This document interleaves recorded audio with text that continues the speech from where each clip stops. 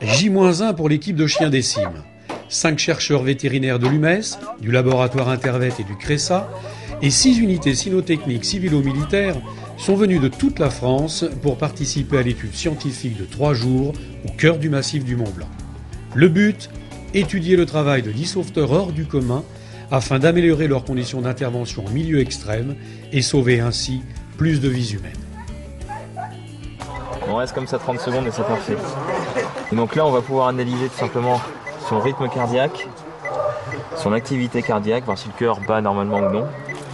Et en fonction de ça, voir s'il est vraiment apte à y aller ou pas. Mais a priori, ça a l'air pas mal. Un chien bien sportif en tout cas, ça se voit. Bien gros. Une fois les premiers examens cliniques effectués à niveau 0, tout le monde est prêt à rejoindre le col du Géant, situé à 3500 mètres d'altitude. «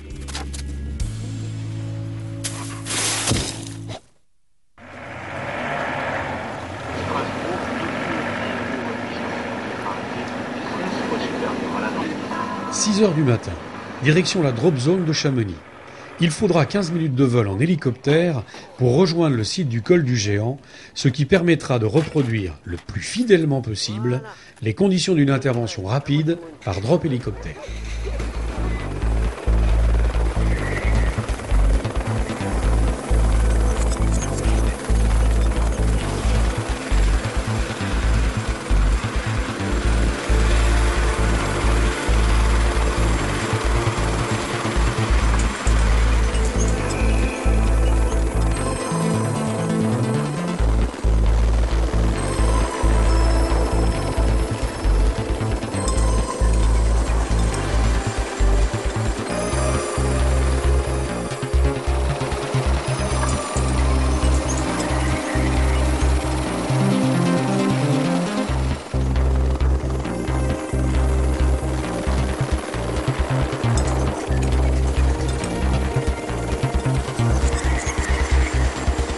Le choix du site du col du Géant, c'est en fait d'abord, premièrement, des raisons de sécurité, c'est-à-dire que c'est un endroit où finalement on dispose d'un terrain plat avec une très bonne surface pour travailler.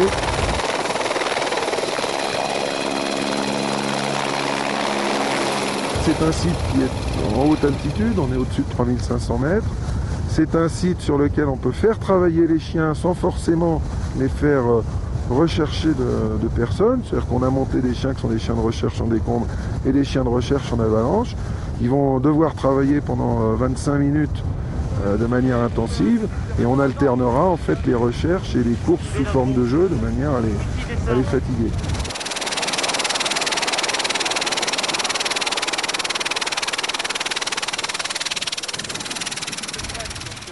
L'objectif de cette expédition Chien des Cimes sur le Mont Blanc, c'est en fait de travailler sur ce qu'on appelle le stress oxydatif cellulaire.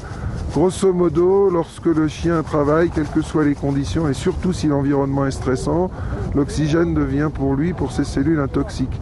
Et la meilleure façon d'étudier ça, c'est de faire travailler des chiens en situation d'altitude, là où il y a moins d'oxygène, et où paradoxalement l'oxygène devient plus toxique pour les cellules.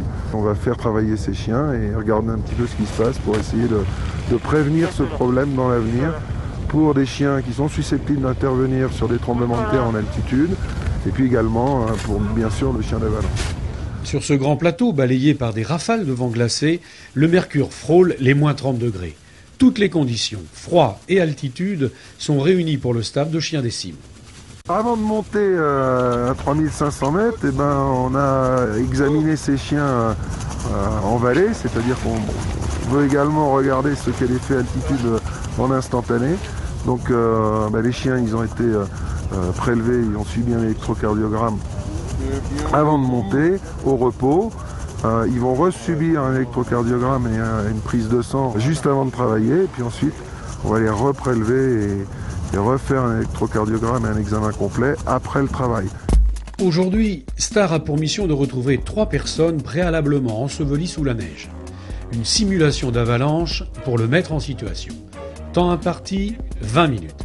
20 minutes d'efforts intenses qui vont permettre aux vétérinaires d'analyser et de mieux comprendre les effets du travail en conditions extrêmes sur son organisme. À chaque intervention, avalanche, décombres, tremblement de terre, Star, comme ses autres congénères, est soumis à un état de stress intense, effort musculaire, hypoxie, variation de température. Ceci est comparable à un phénomène de vieillissement cellulaire accéléré. Cette similitude correspond au phénomène dit de stress oxydatif. Ce qu'on constate chez le chien lorsqu'il est amené à intervenir pour rechercher des vies humaines au-delà de 3000 mètres d'altitude, c'est une fatigabilité plus importante du chien, c'est clair. Ils vont ensuite avoir des problèmes de diarrhée de stress qui sont clairement associés à ce problème de MAM, de mal aigu des montagnes, comme on dit. Et puis enfin derrière ça, l'appétit diminue. Et c'est jamais bon ni pour des êtres humains ni pour des chiens que d'avoir l'appétit qui diminue, surtout qu'un chien associé à son alimentation, qui doit être quand même on ne peut plus concentré dans ce niveau d'effort, elle est également associée au fait que le chien doit prendre de l'eau de boisson. Et on se déshydrate très vite en montagne, et le chien se déshydrate lui aussi très vite en montagne. Donc on est très scrupuleux sur la surveillance qu'on va faire de ces chiens pendant ce séjour en altitude.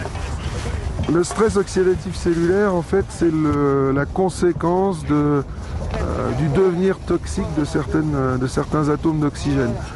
Lorsqu'un chien ou un homme d'ailleurs travaille, fait un effort ou subit un stress intense, l'oxygène se transforme en des espèces de petites météorites qui viennent taper dans les cellules, dans les membranes des cellules de l'intérieur et de l'extérieur, qui finit par les détruire et qui contribue d'abord au phénomène de fatigue et puis ensuite à l'apparition d'un certain nombre de problèmes pathologiques qui peuvent arriver, des problèmes musculaires, des problèmes de diarrhée de stress par exemple, donc qui sont très invalidantes pour les chiens lorsqu'on leur demande de sauver des vies humaines.